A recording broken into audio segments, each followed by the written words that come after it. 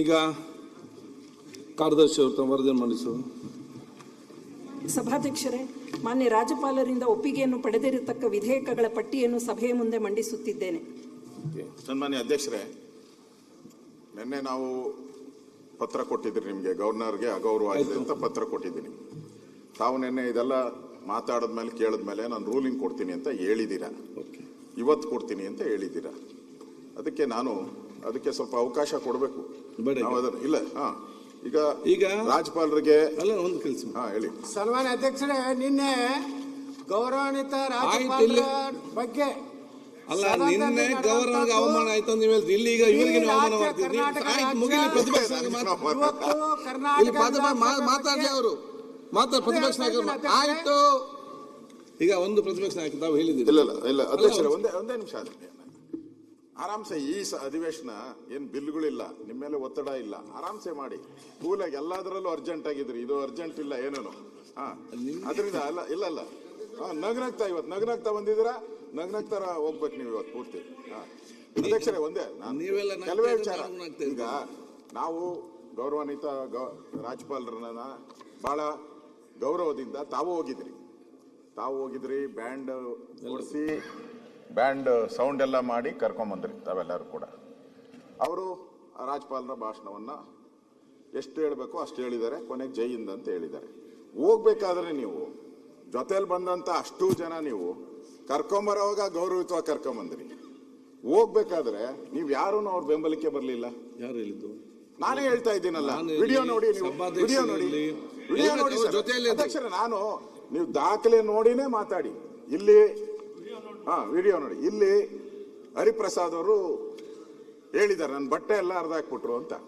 ಅಲ್ಲ ಇರ್ಲಿ, ಬಟ್ಟೆ ಹರಿದಾಕಿದ್ರೆ ವಿಧಾನಸಭೆಯಲ್ಲಿ ಬಟ್ಟೆ ಹರಿದಾಕಿದ್ರೆ ದೊಡ್ಡ ವಿಚಾರ ಅಲ್ಲ ಅಧ್ಯಕ್ಷರೇ. ಒಬ್ಬ ಸದಸ್ಯ, ಸೀನಿಯರ್ ಸದಸ್ಯ, ಜನರಲ್ ಸೆಕ್ರೆಟರಿ ಆಗಿದ್ದವ್ರು ಕಾಂಗ್ರೆಸ್ ಪಾರ್ಟಿಗೆ, ಅವರೇ ಬಟ್ಟೆ ಹರಿದಾಕೊಂಡು ಅಲ್ಲ ಅವ್ರು ಹೇಳಿದ್ದು ಹರಿದಾಕಿದ್ದಾರೆ ಅಂತ. ಯಾರು ಹರಿದಾಕಿದ್ರು? ಅವ್ರ ಹೆಸರು ಹರಿಪ್ರಸಾದ್. ಹರಿದೋಯ್ತು, ಪ್ರಸಾದದ್ದು ಹರಿದೋಯ್ತು, ಹರಿಪ್ರಸಾದ್ ಹರಿದೋಯ್ತು.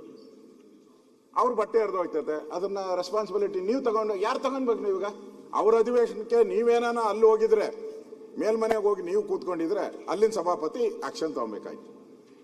ನೀವು ಒಬ್ಬ ಸದಸ್ಯನ ಬಟ್ಟೆ ಹರಿದು ಹಾಕಿದ್ರೆ, ನೀವು ಏನೂ ಆಗಿಲ್ಲ ಅಂತ ಹೇಳಿದ್ರೆ ಅದು ನಿಮ್ಮ ಪೀಠಕ್ಕೆ ಅಗೌರವ ಆಗ್ತೈತೆ ಅಧ್ಯಕ್ಷರೇ.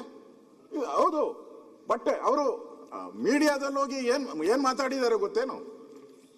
ಎಲ್ಲ ನನ್ನ ಬಟ್ಟೆ ಎಲ್ಲ ಹರಿದಾಕ್ಬಿಟ್ರು ಅಂತ ಹೇಳಿದ್ದಾರೆ, ಬಿಜೆಪಿ ಅವರು ಹರಿದಾಕಿದ್ರು ಅಂತ ಹೇಳಿದ್ದಾರೆ. ದಯವಿಟ್ಟು ನಿಮ್ಮ ಎಲ್ಲ ವಿಡಿಯೋಸ್ ಇದೆ, ಅವ್ರ ಹಿಂದೆ ಯಾರಿದ್ರು, ಅವ್ರ ಮುಂದೆ ಯಾರಿದ್ರು ಗೊತ್ತಾಗಬೇಕು. ನೀವು ಹೇಳ್ಬೇಕು. ಬಿಡಿ, ನೀವು ಕೊಡುವಂತ ರೂಲಿಂಗ್ ಏನಿದೆ ಇದು ರೆಕಾರ್ಡ್ಗೆ ಹೋಗುತ್ತೆ, ಬಹಳ ರೆಕಾರ್ಡ್ಗೆ ಹೋಗುತ್ತೆ. ನೀವು ಹಾಗೆ ಕೊಡಕ್ಕಾಗಲ್ಲ. ನಾಳೆ ಏನಾದ್ರೂ ಪ್ರಾಬ್ಲಮ್ ಆದ್ರೆ ಯಾರೇ ಗವರ್ನರ್ ಬರ್ಬೋದು. ನಾಳೆ ಡೆಮಾಕ್ರಸಿ, ನಾಳೆ ಪಾರ್ಟಿಗಳು ಬದಲಾಗ್ಬೋದು, ಪಾರ್ಟಿಗಳು ಬರ್ಬೋದು, ಎಲ್ಲ ಹೋಗ್ಬೋದು. ಆದ್ರೆ ಆ ಚೇರ್ ಇರ್ತತೆ, ಆ ಚೇರ್ ಇರುವಂತ ರೂಲ್ಸ್ ಇರ್ತತೆ, ನಿಯಮ ಇರ್ತತೆ, ಅದು ಹಾಗೆ ಇರ್ತತೆ. ನೀವು ಬದಲಾಗ್ಬೋದು, ನಾನು ಬದಲಾಗ್ಬೋದು, ರೂಲ್ಸ್ಗಳು ಬದಲಾಗಲ್ಲ, ಆ ಚೇರ್ ಬದಲಾಗಲ್ಲ. ಯಾರು ಪುಣ್ಯಾತ್ಮರು ಕೂತಿದ್ದಾರೆ, ಆ ಚೇರಿಂದ ನೀವು ಏನ್ ಕೊಡ್ತಿರೋ, ನಾಳೆ ಬೇರೆ ಯಾರಾದ್ರೂ ಗವರ್ನರ್ ಹಿಂಗ್ ಬಂದು ಹೋದಾಗ, ಗವರ್ನರ್ ಇವತ್ತೇ ಹಿಂಗೆ ತಳ್ಳಾಡಿದ್ದಾರೆ, ನಾಳೆ ಗವರ್ನರ್ಗೆ ಹಲ್ಲೆ ಮಾಡಿದ್ರೆ ಏನ್ ಮಾಡ್ತೀರಾ? ಹೇಳಿ. ನಿಮ್ಮ ಕಂಟ್ರೋಲ್ ಅಲ್ಲಿ ಬರುವಂತದ್ದು ಇದು. ಇವತ್ತು ಜನಗಣ ಮನ ಆಡ್ಲಿಲ್ಲ ಅಂತ ಎಚ್ ಕೆ ಪಾಟೀಲ್ ಅವರು ಹೇಳಿದ್ರು. ಅಲ್ಲ ಇರ್ಲಿ, ಅವ್ರು ಹೇಳಿದ್ದಾರೆ. ಬಟನ್ ಏನಾದ್ರು ಗವರ್ನರ್ ಕೈ ಕೊಟ್ಟಿದ್ರ? ಆನ್ ಮಾಡಿ ಜನಗಣ ಆಡ್ರಪ್ಪ ಅಂತ. ಜೈ ಹಿಂದ್ ಅಂದ ತಕ್ಷಣ ಅವರು ಆನ್ ಮಾಡಬೇಕಾಗಿದ್ದು ಅವ್ರ ಕರ್ತವ್ಯ. ಗವರ್ನರ್ದು ಏನ್ ಬರ್ತದೆ ಇದ್ರಲ್ಲಿ ಪಾತ್ರ? ನೀವು ಅವ್ರನ್ನೆಲ್ಲ ಕರ್ಕೊಂಡೋಗಿ ಒಂದ್ ರೀತಿ ಅಬಲೆ ತರ ಮಾಡಾಕ್ಬಿಟ್ರು. ಅವ್ರು ಹೋಗ್ಬೇಕಾದ್ರೆ ನಾವು ನೋಡ್ತಾ ಇದ್ರಲ್ಲ, ಯಾರು ಇರ್ಲಿಲ್ಲ ಅವ್ರ ಜೊತೆ. ಈ ರೀತಿ ಒಂದು ರೀತಿ ಅಗೌರವ ಮಾಡಿ ಗವರ್ನರ್ಗೆ ಅವ್ರು ಯಾರ್ಯಾರು ಮಾಡಿ, ನಾನು ಎಚ್ ಕೆ ಪಾಟೀಲ್ ಅವರಿಗೆ ಹೇಳಿದೆ, ಅವರು ಈ ಸದನ ನೀವೆಂಗೆ ರೆಸ್ಪಾನ್ಸಿಬಿಲಿಟಿ ಇದೀರೋ ಅವರು ಅಷ್ಟೇ ರೆಸ್ಪಾನ್ಸಿಬಿಲಿಟಿ ಎಚ್ ಕೆ ಪಾಟೀಲ್ ಅವ್ರದ್ದು. ಸಂಸದೀಯ ಸಚಿವರು, ಅದ್ರ ಜೊತೆಗೆ ಕಿರೀಟ ಇಟ್ಟಂಗೆ ಸಂಸದೀಯ ಅನ್ನೋದೇ ಒಂದು ಪದವಿ, ಕಾನೂನು ಅನ್ನೋದು ಒಂದು ಕಿರೀಟ ಇದ್ದಂಗೆ. ಮಹಾರಾಜರಿಗೆ ಕಿರೀಟ ಇರ್ತದಲ್ಲ, ಹಂಗೆ ಕಿರೀಟ ನೀವು ಎರಡೂ ಇಟ್ಕೊಂಡು ನೀವು ಗವರ್ನರ್ ಅವರು ಓದ್ಲಿಲ್ಲ ಅಂತ ಹೇಳ್ಬಿಟ್ಟು ನೀವೇ ಗಲಾಟೆ ಮಾಡಿದ್ದೀರಾ. ರೆಕಾರ್ಡ್ ಅಲ್ಲಿ ಇದೆ. ಓಡೋದ್ರು ಅಂತ ಹೇಳ್ತಾ ಇದ್ದಾರೆ ಗವರ್ನರ್ನ. ಒಬ್ಬ ಲಾ ಮಿನಿಸ್ಟರ್ ಹಂಗೆ ಹೇಳಿದ್ರೆ ಯಾರು ಸದನದ ಯಾರೇ ಬೇರೆ ಯಾರಾದ್ರೂ ಮಾತಾಡಿ ಪರವಾಗಿಲ್ಲ ಅಶೋಕ್, ಆದ್ರೆ ಲಾ ಮಿನಿಸ್ಟರ್ ಆದವರು ನೀವು ಓಡೋಗ್ತಾ ಇದ್ದೀರಾ ಅಂತ ಗವರ್ನರ್ಗೆ ಹೇಳಿದ್ರೆ ಅದೆಲ್ಲ ರೆಕಾರ್ಡ್ ಇದೆ, ಆ ವಿಡಿಯೋ ಇದೆ.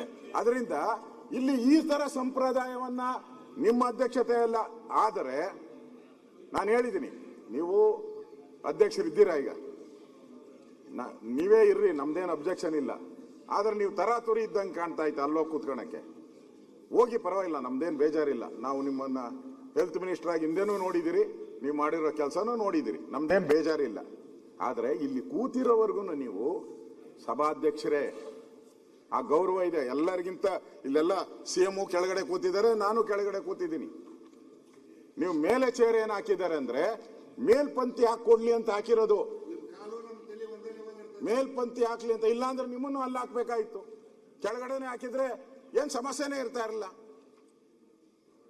ಮೇಲ್ಪಂಕ್ತಿ ಆಗ್ಲಿ ಅಂತ ನಿಮ್ಮನ್ನ ಅಲ್ಲಿ ಕೂತಿರ್ಸಿದಿರಿ ನಾವು. ನೀವು ಮೇಲ್ಪಂಕ್ತಿ ಹಾಕಬೇಕಾಗಿ ಇರೋಂತ ಸನ್ನಿವೇಶ ಬಂದಿದೆ ಇವತ್ತು. ಗವರ್ನರ್ಗೆ ಆಗಿರ್ತಕ್ಕಂಥ ಅಪಮಾನ ಯಾರ್ಯಾರು ಮಾಡಿದ್ದಾರೆ ಅವ್ರ ಮೇಲೆಲ್ಲ ಅವ್ರನ್ನ ಕ್ರಮ, ಯಾವ ರೀತಿ ನಮ್ಮ ಅಶ್ವಥ್ ನಾರಾಯಣ ಬರ್ಬೇಕಾದ್ರೆ ಪೂರ್ತಿ ನನ್ನ ಮೇಲೆ ಚಾರ್ಜ್, ನನ್ನ ಸಸ್ಪೆಂಡ್ ಮಾಡಿದ್ರು. ನಾನೇನು ತಪ್ಪೇ ಮಾಡಲಿಲ್ಲ, ನಾನು ಸಸ್ಪೆಂಡ್ ಮಾಡಿದ್ರು. ಈಗ ಅಗೌರವ ಮಾಡಿದಾರಲ್ಲ ಅವ್ರಿಗೆ ಯಾವಾಗ ಸಸ್ಪೆಂಡ್ ಮಾಡಿಸ್ತೀರಾ ಅಂತ ಕೇಳ್ತಾ ಇದಾರೆ. ನಮ್ಮೆಲ್ಲ 15 ಜನ ಸಸ್ಪೆಂಡ್. ನೀವು ನಿಮ್ ಕಾನೂನೇ ಅಧಿವೇಶನದವರೆಗೂ ಇರೋದು. ನಾನೆಲ್ಲ ಕಾನೂನುಗಳೆಲ್ಲ ನೋಡಿದ್ದೀನಿ. ನಿಮ್ಗೆ ಇರೋದೇ ಅಧಿವೇಶನದಲ್ಲೇ. ನೀವು 6 ತಿಂಗಳು ಒಂದು ಇತಿಹಾಸ, ನಿಮ್ದೇ ಒಂದು ಇತಿಹಾಸ ನಿರ್ಮಾಣ ಮಾಡ್ಬಿಟ್ಟು ಬಗ್ಗೆ ಚರ್ಚೆ ಮಾಡಿದ್ರೆ ನನ್ನ ಬಗ್ಗೆ ಚರ್ಚೆ ಮಾಡ್ತಿದ್ರು. ನೀವು ಕೊಡ್ಬೇಕಲ್ಲ. ನೀವ್ ಹೆಂಗ್ ನಡ್ಕೊಂಡಿದ್ದೀರಾ ಅನ್ನೋದನ್ನ ಹೇಳಿದೀನಿ. ನೀವು ಹೆಂಗ್ ನಡ್ಕೊಂಡಿದ್ದೀರಾ ಅನ್ನೋದು ಹೇಳಿದೀನಿ. ಆದ್ರೆ ಈ ವಿಚಾರ, ಗವರ್ನರ್ ವಿಚಾರ ಬಹಳ ಸೆನ್ಸಿಟಿವ್ ಇರುವಂತದ್ದು. ಯಾರೇ ಎಡೆತಡೆ